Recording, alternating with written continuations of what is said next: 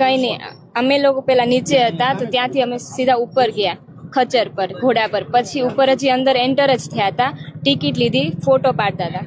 હજી 2 મિનિટ થઈ તો 2 થી 3 ગોળીનો અવાજ આવ્યો. તો અમને કઈ ખબર નહોતી કે શું થાય છે. અમે બધે જોયું. પછી અચાનક જ પાછળ, અમારી પાછળની સાઈડથી સાવ નજીકથી જ 2 થી 3 આતંકવાદી આવ્યા અને સીધી ફાયરિંગ કરવા લાગ્યા.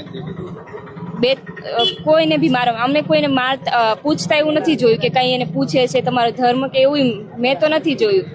અમને પેલા એવું લાગ્યું કે આર્મી વાળા છે. ફાયરિંગ થતી હતી તો અમને એમ થયું કે એ આર્મી વાળા છે. જોયું તો એ કોઈને બી મારવા લાગ્યા હતા અને કઈ બીજું કઈ પૂછતા નહોતા. અને કોઈ આર્મી વાળું કે કોઈ સિક્યોરિટી ત્યાં હતી જ નહીં.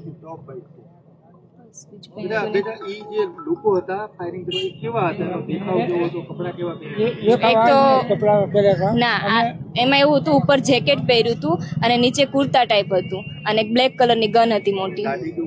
હા, બિયર્ડ હતી અને એકદમ ગોરા હતો કોઈ.